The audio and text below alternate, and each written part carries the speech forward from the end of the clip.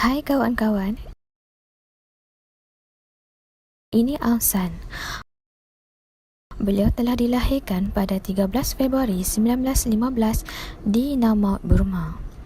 Beliau telah meninggal dunia pada tarikh 19 Julai 1945 ketika berusia 32 tahun. Aung San merupakan anak kepada pasangan Ufar dan Dausu. Beliau telah mendapatkan pendidikan awal di sekolah berasaskan agama Buddha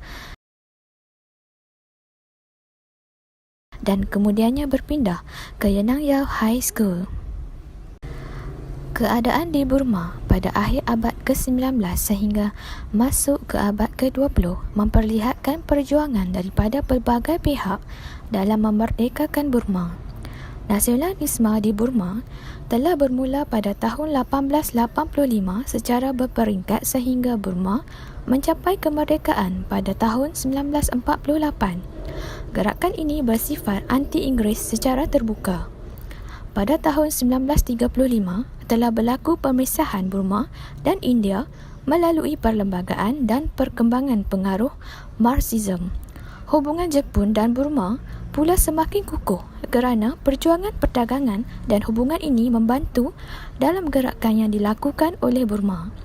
Pejuang-pejuang kemerdekaan Burma mendapatkan latihan militeri daripada Jepun. Pada bulan Ogos 1939, Takin telah menubuhkan satu parti komunis di Burma yang melibatkan Aung San dan beberapa lagi orang yang menyokong perjuangan mereka.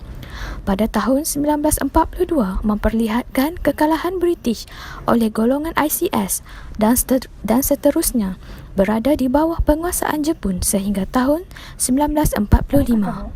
Semasa tentera Jepun mengambil alih terhadap pihak British di Burma, banyak penderitaan yang perlu dihadapi oleh masyarakat Burma yang mana mereka telah disiksa serta ada juga telah dibunuh jika tidak mahu mengikut arahan dari tentera Jepun.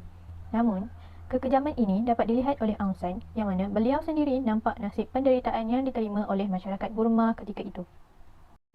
Kekejaman dan penderitaan semasa pendudukan Jepun telah melahirkan semangat anti-Jepun yang dipelopori oleh Aung San. Nasionalis rakyat tempatan telah bersatu di bawah Liga Pembebasan Rakyat Antifasis LPRAF yang dipimpin oleh Aung San.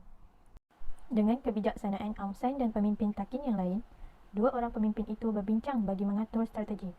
Lalu, mereka mendapat idea untuk berpura-pura bekerjasama dengan Jepun bagi mengetahui info-info untuk menjatuhkan Jepun.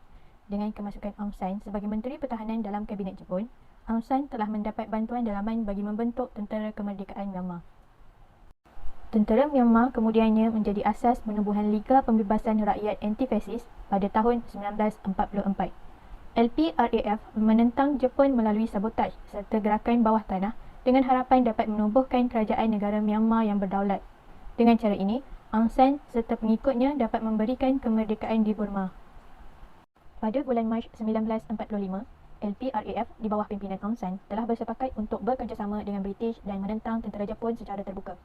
LPRAF memihak kepada British dengan penuh keazaman bahawa British akan mengisytiharkan kemerdekaan secepat mungkin selepas tamatnya perang ini, lalu membolehkan negara Burma mendapat negara yang berdaulat.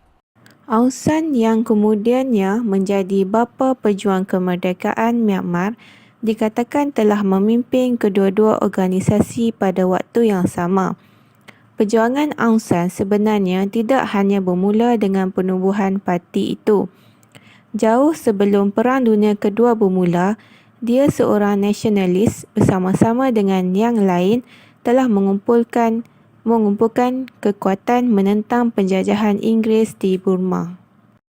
Perjuangan ini kemudian diketahui oleh kerajaan kolonial Inggeris yang kemudiannya membuat penangkapan terhadap pejuang nasional Jepun yang telah memperlihatkan perjuangan mereka ini.